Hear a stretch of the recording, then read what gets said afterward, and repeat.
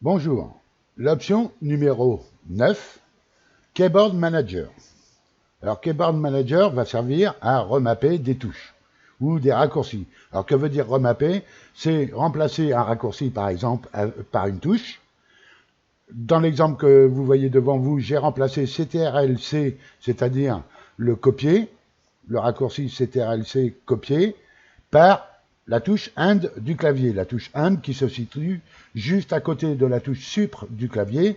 Et si vous avez un clavier en français, c'est la touche fin. Et j'ai remplacé le raccourci coller, CTRL-V. Alors vous voyez CTRL-Left, puisque sur votre clavier vous avez deux touches CTRL, une à gauche, une à droite. CTRL-Left pour la touche de gauche, plus V pour coller. Je l'ai remplacé par F1. Alors, à quoi ça peut servir? Par exemple, si vous faites souvent des copier-coller sur une application quelconque, Word, etc., ou même sur un forum où vous voulez. Et dans le deuxième cas, ici, en dessous, vous avez les raccourcis. C'est-à-dire que là, on va remplacer un raccourci par un autre raccourci qui peut être plus facile à utiliser, par exemple, et dans une application donnée. C'est-à-dire que ça fonctionnera uniquement dans l'application que vous aurez mis dans cette option. Alors la première option, ici, il suffit de cliquer sur remapper une touche, par exemple. Et comme vous pouvez le voir, ici, j'ai déjà ces touches-là. Par exemple, ici, je vais la supprimer et je vais vous la refaire. Pour faire en sorte que F1 remplace le CTRL-V, il va falloir cliquer sur le plus ici, et saisir. Alors, si vous cliquez ici sur saisir, alors je vous montre, saisir, ici, et là maintenant, vous enfoncez la touche F1 du clavier. Touche enfoncée F1.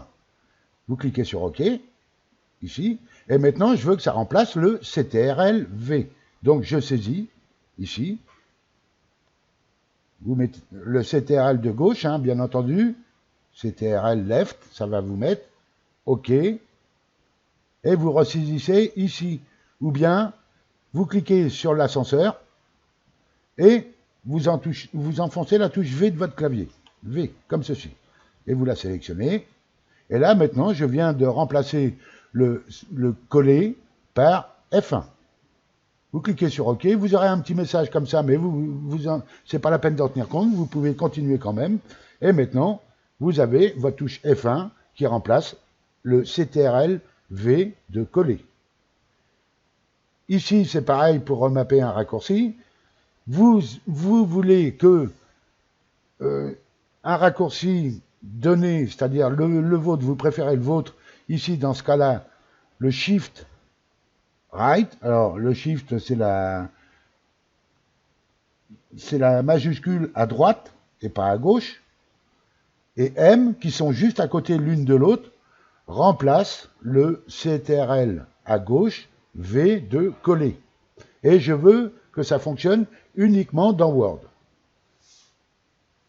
Alors ça peut être pratique, par exemple, pour quelqu'un qui a des soucis avec ses doigts, un petit handicap, qui a du mal, ou même, de toute façon, le CTRL-V du clavier pour coller, on est quasiment obligé de le faire à deux mains.